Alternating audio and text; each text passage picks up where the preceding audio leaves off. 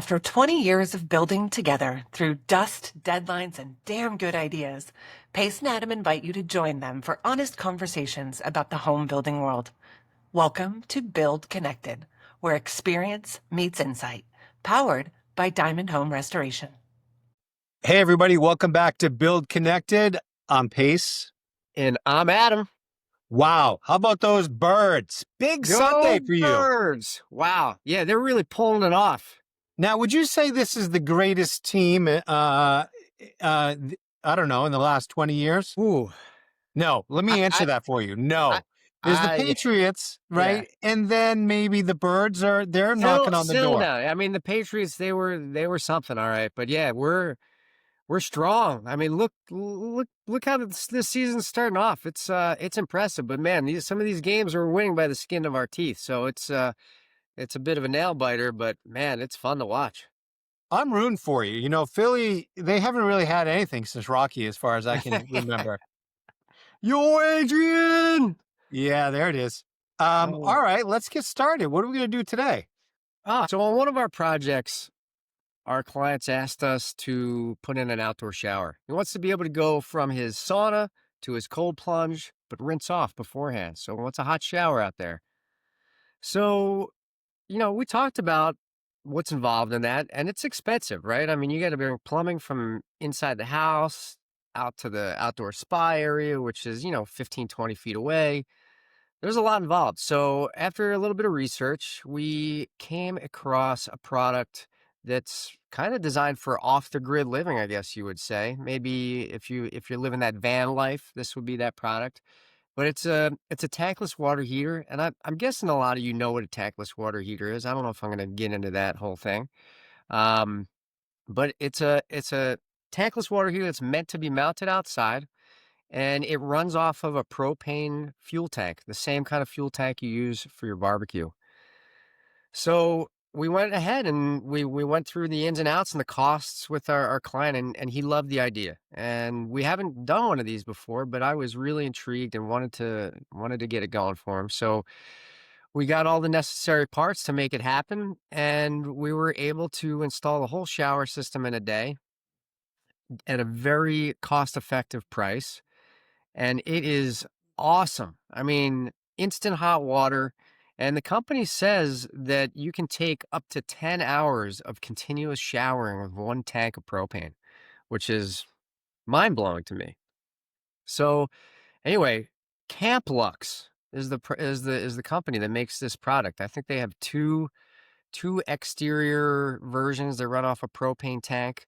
There's kind of a smaller BTU and a higher BTU. We went with the higher BTU version, but yeah, basically it has two double D batteries that run the igniter and your propane. So those are the only things that may need to be swapped out occasionally.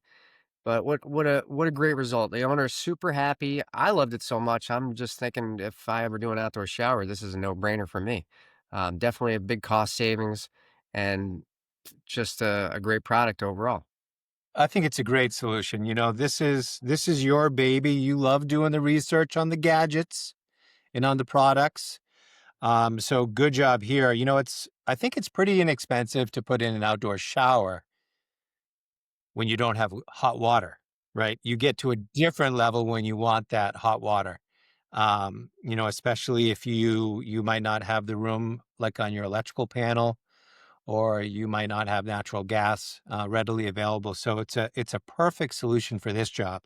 I know they're super happy. So nice job on this one. Nice job. Oh, thanks, Pace. I appreciate that. Yeah. Well, this is where you shine, you know, finding the new latest fun projects that are out there. Yeah. Plus you're a van life kind of guy, I feel. Eventually, once the kids are out of the house, my wife and I, we're going to hit the road. We're out. Couple of years away. You're so close. Well, it's close. 4. All right. Well, you know, I'm going to talk about something today that's maybe it's a feeling more than anything specific. Do you remember back when we were just starting and we would walk into those initial client meetings, just the nerves and what are we going to say? What are we going to try to get across?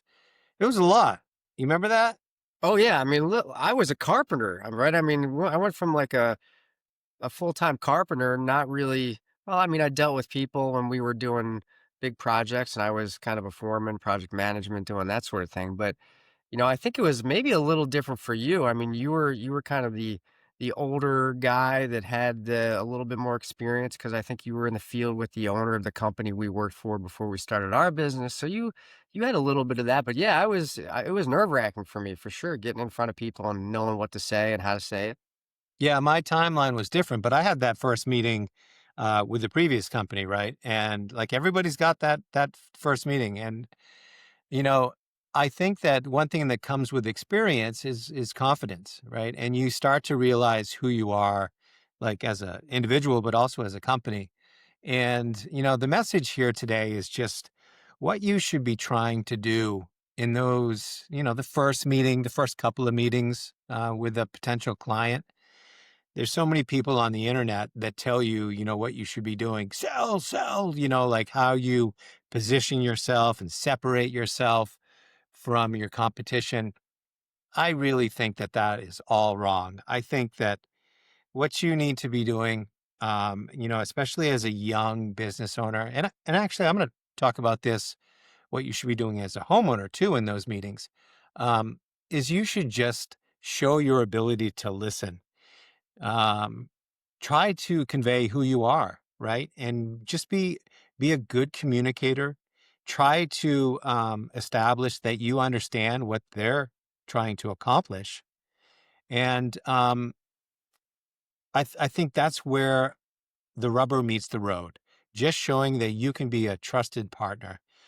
So the ability to communicate, be honest with potential clients, I think it all lives right there. Yeah, I mean that takes time to develop that listening skill, right? I mean, when you're starting off, you want to talk, and it's hard to it's a skill that needs to be learned, and we've been doing it for a while now, and I think we're pretty darn good at it.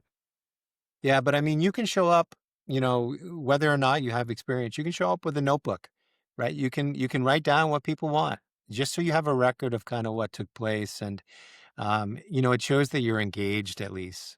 Um, on the other side of it, though, for the homeowner, I think that there's people out there that are, obviously just kicking tires, and they are trying to get maybe the cheapest guy out there, but as a homeowner, you've got a responsibility to find somebody that you connect with, right? You need to be able to communicate what your priorities are as well. So you need to be prepared for those meetings so that the person on the other end can really understand what you want. Like, I think if that's not properly conveyed, the project is maybe doomed up front. So just being open about like what you're looking to accomplish, what your budget is, and you know, paying attention to the person in front of you. Like, are they somebody that you like? The work that you and I do, we're typically in the house for, around a year on these large projects. So it's got to be somebody that you like. We meet with our clients every week. And so there's a ongoing intimate conversation that's always taking place. So make sure the person that you hire is somebody that you like talking to. Yeah, I mean, it is a marriage, right? I mean, we're spending a lot of time with our clients. We're in their personal space every day, day in and day out. We've talked about our pre-construction process as well in previous episodes. And it's good to have a conversation with the people that you're interviewing, whatever contractors you're talking to see what sort of service they can provide for you through that design phase, right? You want somebody that can really help you with some of that real-time pricing based on design and ask them questions how they approach that sort of thing.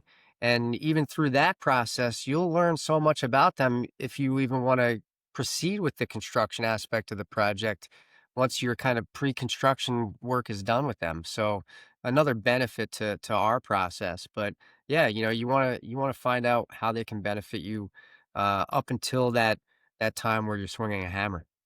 Yeah. And I think it's okay, for everybody to realize there's some contractors that aren't a fit for a homeowner, and there's some homeowners that aren't a fit for contractors. So just trusting, I think, your instinct.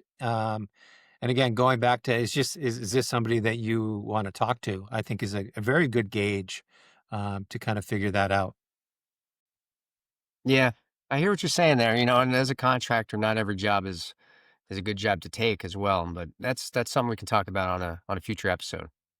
Okay, moving into something interesting on a job. This is something you and I were talking about this morning, and we thought it would be good to kind of plug in here. We've got one of our guys is sick, and when you're missing part of your team, it impacts what you're going to do on any given day. And the idea, contractors are people, obviously. We're not a 24/7 like automated gas station. So sometimes there's family issues, there's health issues, or there's sometimes it's all hands on deck on any on a particular job, and you need to pull off another job. And I think what you and I wanted to talk about was just how to communicate with your client. Yeah, I mean, managing personnel is a big part of what we do, and that ties into our communication with our people and our clients, right? So, I've had friends, I've talked to strangers that have done remodeling projects, and I've heard stories how, one day just no one showed up to their job and they didn't know why.